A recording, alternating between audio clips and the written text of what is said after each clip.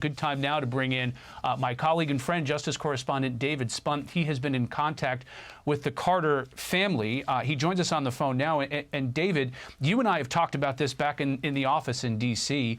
I've had the pleasure of meeting President Carter, but you had a very deep correspondence with him over years. You've interviewed him. Tell us about that. Well, thanks for having me, Rich, and I'm sorry to hear this, and God bless Jimmy Carter. He lived quite a life, an impressive life, a long life, impacted many, many people, and he did it. He made it to 100, 1924 to 2024. I first met him almost 20 years ago. I was a reporter in Columbus, Georgia. That was my first job, and I was tasked with going down and covering a baseball game in Plains, Georgia that he did every year with the local Plains baseball team and the Secret Service baseball team, and they played each other.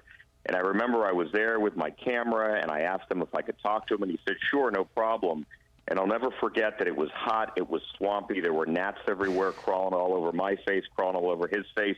It didn't bother him at all. Jimmy Carter's someone that went through decades and decades of living on a farm. He came to be the President of the United States. He chose to go back to be in Plains, Georgia. He's the only president that ever graduated from the United States Naval Academy, another impressive feat. And I think it was a couple of years after I met him, Rich. I want to say, yes, it was 2009. I met him in 2007, so almost 20 years ago. He gave me an hour-long interview at his boyhood home, and that's in Plains, Georgia. And it's the home where he grew up with his parents and his sister and his brother, and he was just so humble talking about his life and what always brought him back to Plains and why Plains was always there no matter where he went. He had dreams at one point in his life to go on and do other things. He studied over the naval genius, Admiral Hyman Rickover, and met so many people while he was in the Naval Academy, and obviously he became governor, and then he became president and truly could have done anything but said, you know what, I want to come back to Plains, Georgia after. He also, as you may have mentioned earlier, taught church, and this is something that comes out for many, many years at Maranatha Baptist Church, a church that he helped found. He, along with my friend Jan Williams and many other people, really just stayed humble and stayed with it in Plains, and everything was about Plains and the message and God and the importance of church and family and friends. And from what I remember, he would read the Bible in Spanish, in English, and he would always take time to stand there with his wife, the late Rosalynn Carter, and take photographs with every person who wanted to at that church. And quite a gentleman. He'll be missed. You know, David, you run into so many people who are in-demand interviews, former presidents and athletes, and often their time is pressed. Often they have large, retinues around them, and it's tough to really get to know them. When you were interviewing President Carter, what was it like? Were you able to get a sense of who he was? Could you do small talk with him? Did he ask about your family? What was he like to meet in person? Very laid back, very informal, a gentleman, somebody that was well-read, somebody that knew who I was, where I was, what I did. He came to meet me at his boyhood home, and I was a young reporter, probably in my early 20s at the time, and to think that he took time out of his schedule to come meet with me, spend an hour with me and my former colleague, Phil Scoggins, at the time, and just to spend an hour. As I mentioned, my friend Jan Williams, who's been a longtime friend of the Carters, it really meant a lot to me that he did that. And when my daughter was born several years back, he signed a book for her. He was someone that always I stayed in touch with loosely. And he really, like I said, was the last generation of that World War II generation. His parents were born 1890s. I think his dad might have been late 1880s. His mother, Miss Lillian, lived till the early 1980s, if not 1980.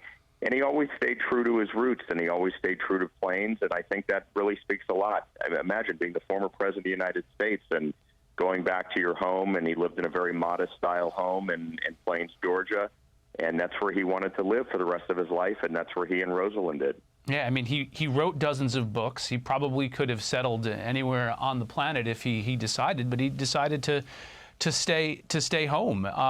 Talk a little bit about Rosalynn and his relationship. They were married for 7+ decades. I mean, there really is, it seems to be in American political life, one of the most enduring marriages and relationships that have ever really been. The way I understand it is that he and Rosalynn Carter met when she was just a few months old in 1927. Think about that. And the reason I know that is, from what I understand, is that Miss Lillian Carter, Jimmy Carter's mother, was a nurse when Rosalynn was an infant.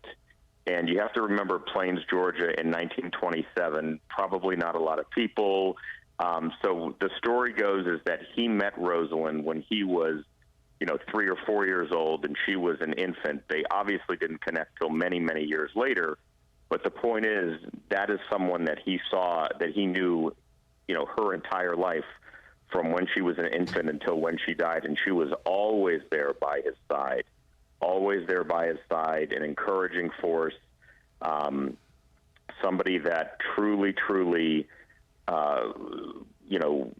said to him, if you want to go back to Plains, let's go back to Plains. And I met her and interviewed her at one point, and I remember, I'll never forget, she told me that after Jimmy Carter became president, she cried, and she said because she felt the world was safe because Jimmy Carter was president. Wow. Well, David, we have about 90 seconds here before the top of the hour, and I just want to get your final thoughts as somebody who has had correspondence and met and interviewed Jimmy Carter on his life, on his legacy, and what that means to you and what it means to the country, really. I'm just so impressed that Jimmy Carter is someone that became president of the United States, went to the Naval Academy, taught church, took the time to meet people, rode his bike around Plains. He was accessible. You got to know him. He Habitat for Humanity, building homes, the Carter Center, trying to eradicate different diseases, rare diseases around the world. I mean, this is someone that did not rest after he left the presidency. He could have left and gone into the shadows, and he stayed in the spotlight, not because it was about him. He stayed in the spotlight to help other people, and I think that's noble. It's an absolutely remarkable legacy, and one that has really become the modern template for a post-presidency. And by the way, David, a template that hasn't really been equaled. So David Spunt, Justice Correspondent, thank you so much for joining us today, a day where President Jimmy Carter has died at the age of 100. Very much appreciated.